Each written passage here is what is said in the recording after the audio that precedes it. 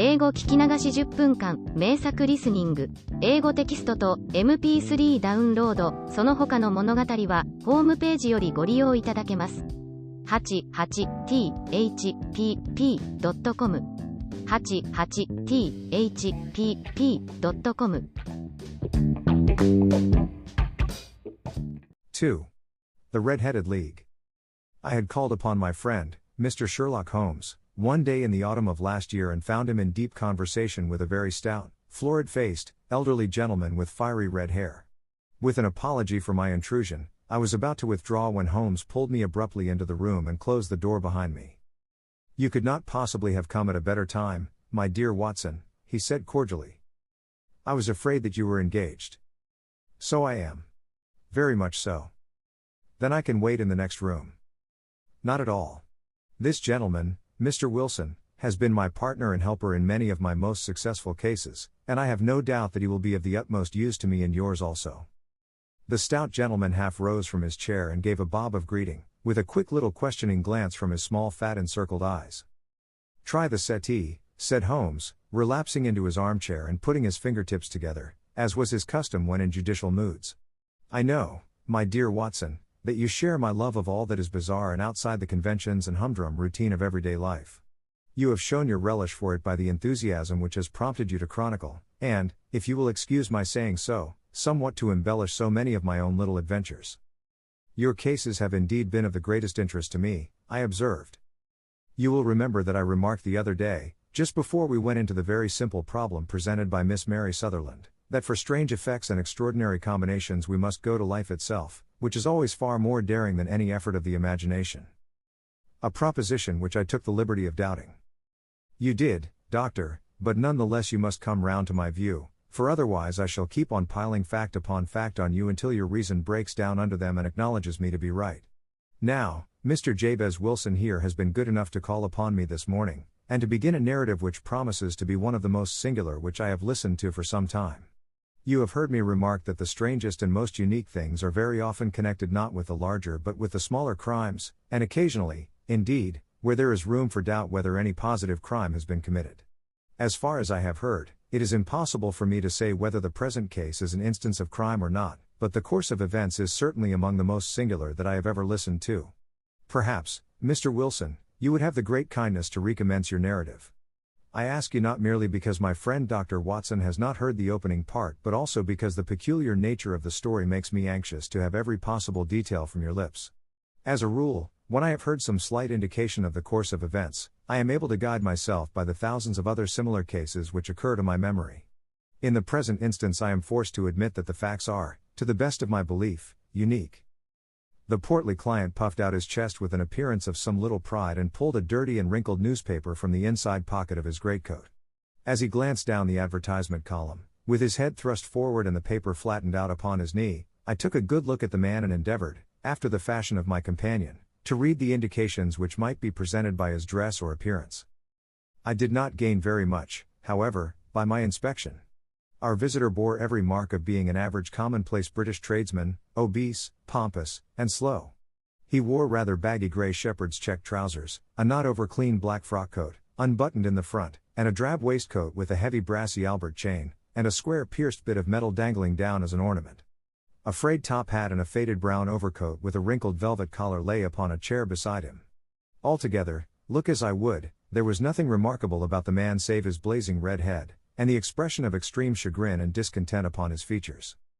Sherlock Holmes' quick eye took in my occupation, and he shook his head with a smile as he noticed my questioning glances. Beyond the obvious facts that he has at some time done manual labor, that he takes snuff, that he is a Freemason, that he has been in China, and that he has done a considerable amount of writing lately, I can deduce nothing else. Mr. Jabez Wilson started up in his chair, with his forefinger upon the paper, but his eyes upon my companion. "How, in the name of good fortune, did you know all that, Mr. Holmes?" he asked. "How did you know, for example, that I did manual labor?" "It's as true as gospel, for I began as a ship's carpenter." "Your hands, my dear sir. Your right hand is quite a size larger than your left. You have worked with it, and the muscles are more developed." "Well, the snuff, then, and the Freemasonry?" "I won't insult your intelligence by telling you how I read that, especially as, rather against the strict rules of your order, you use an arc and compass breast pin. Ah, of course, I forgot that. But the writing? What else can be indicated by that right cuff so very shiny for 5 inches, and the left one with the smooth patch near the elbow where you rested upon the desk? Well, but China? The fish that you have tattooed immediately above your right wrist could only have been done in China. I have made a small study of tattoo marks and have even contributed to the literature of the subject. That trick of staining the fish's scales of a delicate pink is quite peculiar to China. When, in addition, I see a Chinese coin hanging from your watch chain, the matter becomes even more simple. Mr. Jabez Wilson laughed heavily. Well, I never, said he. I thought at first that you had done something clever, but I see that there was nothing in it after all. I begin to think, Watson, said Holmes, that I make a mistake in explaining. Omne ignotum pro magnifico, you know, and my poor little reputation, such as it is, will suffer shipwreck if I am so candid. Can you not find the advertisement, Mr. Wilson? Yes, I have got it now, he answered with his thick red finger planted halfway down the column. Here it is. This is what began it all. You just read it for yourself, sir. I took the paper from him and read as follows. To the Red-Headed League, on account of the bequest of the late Ezekiah Hopkins, of Lebanon, Pennsylvania, USA, there is now another vacancy open which entitles a member of the League to a salary of £4 a week for purely nominal services. All red-headed men who are sound in body and mind and above the age of 21 years, are eligible. Apply in person on Monday, at 11 o'clock, to Duncan Ross, at the offices of the League, 7 Pope's Court, Fleet Street. What on earth does this mean? I ejaculated after I had twice read over the extraordinary announcement. Holmes chuckled and wriggled in his chair, as was his habit when in high spirits. It is a little off the beaten track, isn't it? Said he. And now, Mr. Wilson, off you go at scratch and tell us all about yourself, your household, and the effect which this advertisement had upon your fortunes. You will first make a note, Doctor, of the paper and the date. It is the Morning Chronicle of April 27, 1890. Just 2 months ago. Very good. Now, Mr. Wilson? Well, it is just as I have been telling you, Mr. Sherlock Holmes, said Jabez Wilson, mopping his forehead. I have a small pawnbroker's business at Coburg Square, near the city. It's not a very large affair, and of late years it has not done more than just give me a living. I used to be able to keep 2 assistants, but now I only keep 1, and I would have a job to pay him but that he is willing to come for half wages so as to learn the business. What is the name of this obliging youth? Asked Sherlock Holmes. His name is Vincent Spaulding, and he's not such a youth, either. It's hard to say his age. I should not wish a smarter assistant, Mr. Holmes, and I know very well that he could better himself and earn twice what I am able to give him. But, after all, if he is satisfied, why should I put ideas in his head? Why, indeed? You seem most fortunate in having an employé who comes under the full market price. It is not a common experience among employers in this age. I don't know that your assistant is not as remarkable as your advertisement. Oh, he has his faults, too, said Mr. Wilson. Never was such a fellow for photography. Snapping away with a camera when he ought to be improving his mind, and then diving down into the cellar like a rabbit into its hole to develop his pictures. That is his main fault, but on the whole he's a good worker. There's no vice in him. He is still with you, I presume? Yes, sir. He and a girl of 14, who does a bit of simple cooking and keeps the place clean. That's all I have in the house, for I am a widower and never had any family. We live very quietly, sir, the 3 of us, and we keep a roof over our heads and pay our debts, if we do nothing more. The first thing that put us out was that advertisement. Spaulding, he came down into the office just this day 8 weeks, with this very paper in his hand, and he says, I wish to the Lord, Mr. Wilson, that I was a red-headed man. Why that? I asks. Why, says he, here's another vacancy on the League of the Red-Headed Men. It's worth quite a little fortune to any man who gets it, and I understand that there are more vacancies than there are men, so that the trustees are at their wits' end what to do with the money. If my hair would only change color, here's a nice little crib all ready for me to step into. Why, what is it, then? I asked. You see, Mr. Holmes, I am a very stay-at-home man, and as my business came to me instead of my having to go to it, I was often weeks on end without putting my foot over the doormat.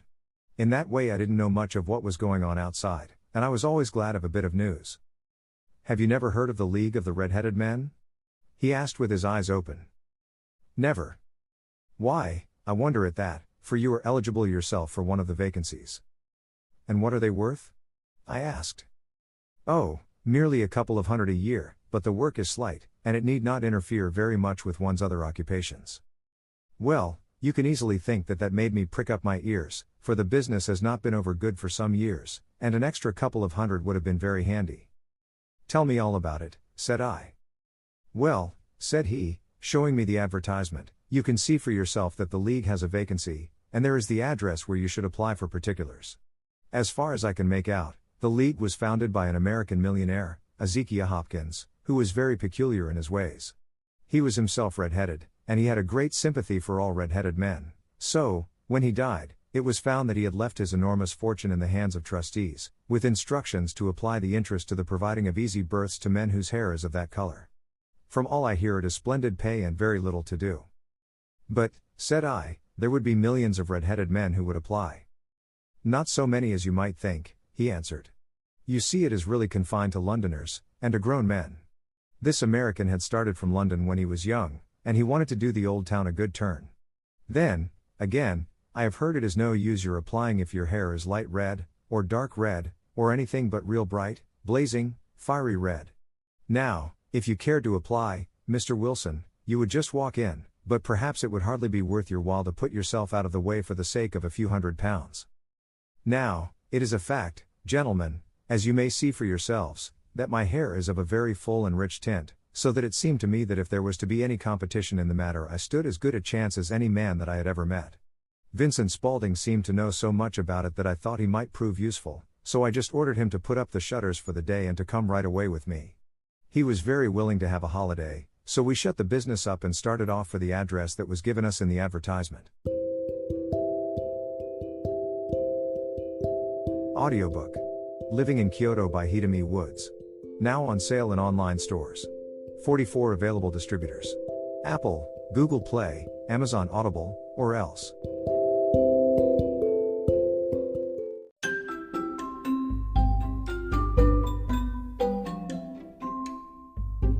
大好評。ヒデミウッズがデザインしたとってもかわいいオリジナルグッズが手に入る。トートバッグ、缶バッジ、ステッカー、T シャツ、トレーナー、パーカー、文具、その他いろいろ、エリゼン .com で見てみてね。erizen.com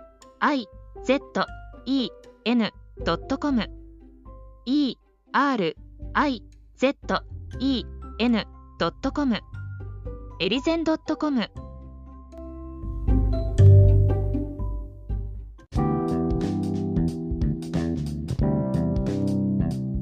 英語聞き流し10分間名作リスニング。英語テキストと MP3 ダウンロード、その他の物語はホームページよりご利用いただけます。88thpp.com 88thpp.com